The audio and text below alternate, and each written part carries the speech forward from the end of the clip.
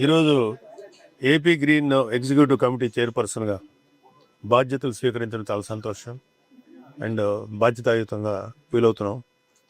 నాకు ఈ బాధ్యతలు అప్పగించినందుకు మా నాయకుడు ఉప ముఖ్యమంత్రి శ్రీ పవన్ కళ్యాణ్ గారికి, అలాగే కూటమి నాయకులు ఆంధ్రప్రదేశ్ ముఖ్యమంత్రి గౌరవనీయులు శ్రీ చంద్రబాబు నాయుడు గారికి, అలాగే గ్రీనరీ మీద చాలా అద్భుతమైన అవగాహన ఉండి దేశాన్ని ప్రగతి పదంలో నడిపిస్తున్నటువంటి భారత ప్రధాని శ్రీ నరేంద్ర మోడీ గారికి, అలాగే మిగిలినటువంటి నా అసెంబ్లీ అండ్ కౌన్సిల్ సభ్యులందరికీ, ప్రతి నాయకునికి, కార్యకర్తలకి, అలాగే మా జనసేన కార్యకర్తలందరికీ హృదయపూర్వక నమస్కారాలు.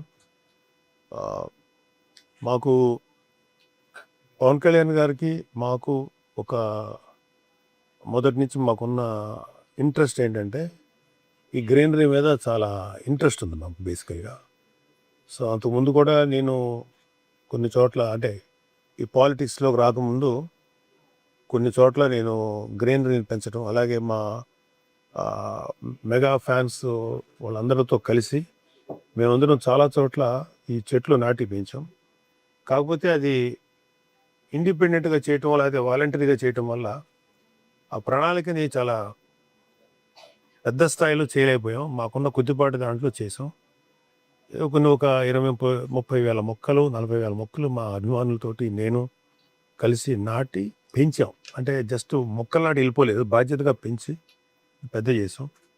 కాబట్టి తర్వాత అనేక కారణాల వల్ల అటువైపు మళ్ళీ వెళ్ళలేకపోయినా లోపల ఆ కోరిక అయితే ఉండిపోయింది. నా అదృష్టం ఏంటంటే పవన్ కళ్యాణ్ గారికి కూడా ఇదే కోరిక ఉండి రాష్ట్రాన్ని గ్రీనరీగా మార్చాలన్నటువంటి ఆయన కోరికని మేము, మా ఇద్దరి కోరిక కలవటం వల్ల, అందులోనూ మాకు మరీ సంతోషించే విషయం ఏంటంటే ఈ బాధ్యత నాకు చాలా గొప్పగా అనిపిస్తుంది. ఎందుకంటే ఏదైతే నా జీవితాశయం అనుకున్నానో ఈ గ్రీనరీ అనేది, అది కళ్యాణ్ బాబు గారికి కూడా ఇంట్రెస్ట్ అయినటువంటి చాలా ఆసక్తికరమైన విషయం. సో మా ఇద్దరి ఆలోచనలు ఇక్కడ బాగా కలుస్తాయి మొదటి నుంచి కూడా. సో దానికి తగ్గట్టుగానే మేము అనుకోలేదు ఈ బాధ్యత నాకు వస్తుందని. అలాగే ఈ బాధ్యత నాకు అప్పగిచ్చినందుకు ముఖ్యంగా మా జనసేన నాయకులు ముఖ్యమంత్రి పవన్ కళ్యాణ్ గారికి ప్రత్యేకమైన కృతజ్ఞతలు.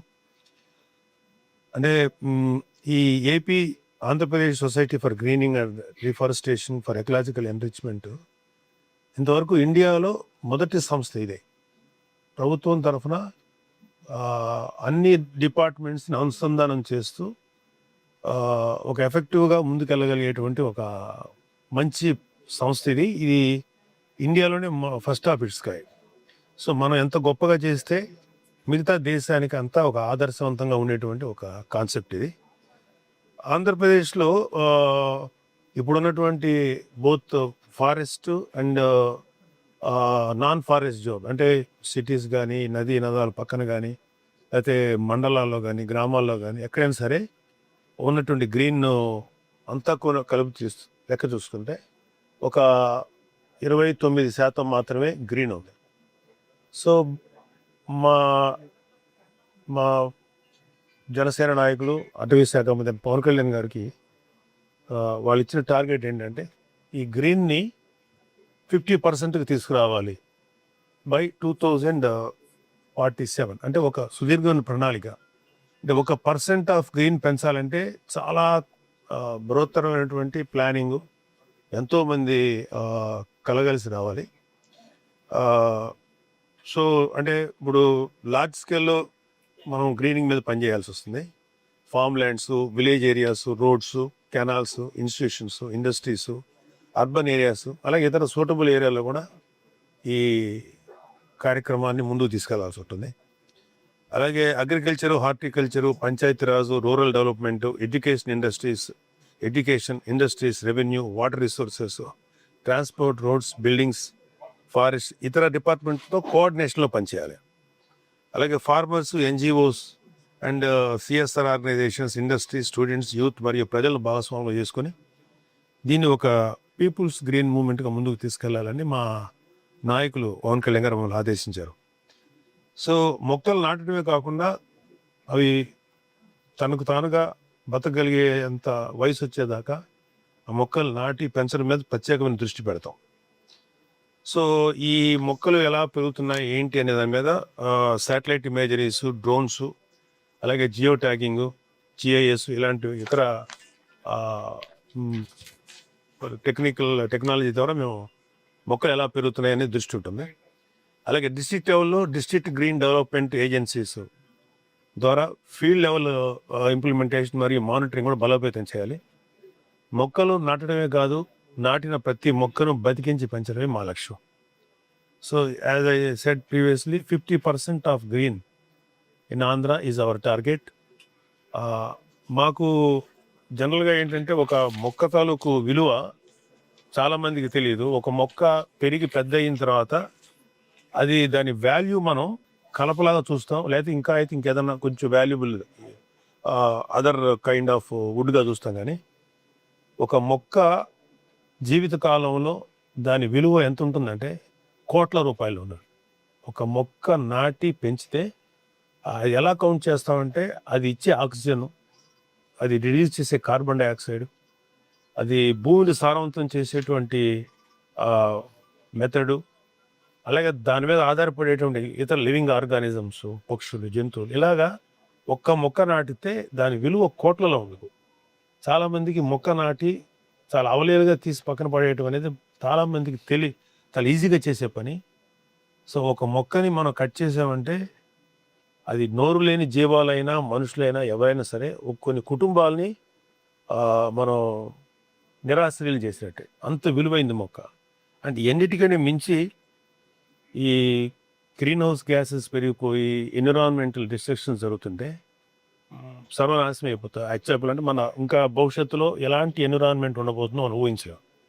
ఈ పరిస్థితిలో మొక్క పెంచడం అనేది one of the biggest support for environment and industry, మన ఈ వాతావరణానికి చాలా ఉపయోగపడేటువంటి ఇది.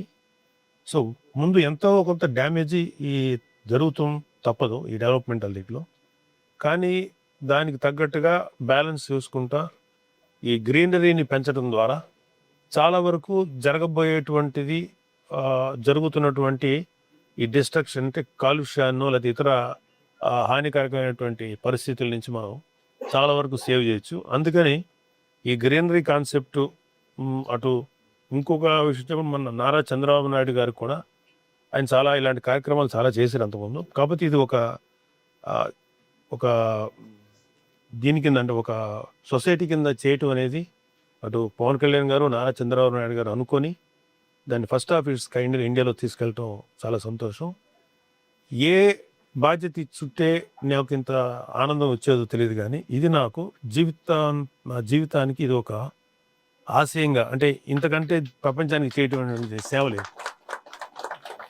ఇది కేవలం నాకు ఇంకొకరు ఎవరికో ప్రభుత్వానికో చంద్రబాబు నాయుడు గారికో కళ్యాణ్ బాబు గారికో నరేంద్ర మోడీ గారికో పేరు రావటం కాదు. ఇది భారతదేశంలో మన చుట్టుపక్కల ఉన్న ప్రతి చిన్న బిడ్డ కూడా ఆరోగ్యకరమైన వాతావరణాన్ని క్రియేట్ చేయడానికి ఈ మొక్కలు ఉపయోగపడతాయి. సో ఇది ప్రతి ఒక్కరి కోసం మేము చేస్తున్న కార్యక్రమం. కాకపోతే ఇది విజువల్గా అది కొన్ని సంవత్సరాల పాటు మేము కృషి చేస్తే కానీ తెలియనటువంటి ఒక ఆలోచన ఇది. సో మేము దీనివల్ల మాకు వ్యక్తిగతంగా ఎంత పేరు వస్తుంది, ఎంత మైలేజ్ దొరుకుతుందని ఆలోచించడం కంటే కూడా భవిష్యత్ తరాలకి మేమేం చేయగలుగుతాం, భవిష్యత్ తరాల యొక్క లైఫ్ని మనం ఎంతవరకు అంటే నెక్స్ట్ తరాలంటే వాళ్ళే ఈ ప్రపంచాన్ని ముందు తీసుకెళ్ళగలిగేవాళ్ళు. సో వాళ్ళందరిది వాళ్ళ భవిష్యత్తు, వాళ్ళ యొక్క బాగోగుల కోసం, వాళ్ళ యొక్క ఆరోగ్యకరమైనటువంటి వాతావరణ పరిస్థితుల కోసం ఇది చేస్తాం. అంటే మాకు అందరికీ ఒక ఇన్స్పిరేషన్గా ఉండే ఒక సామెత ఉంది.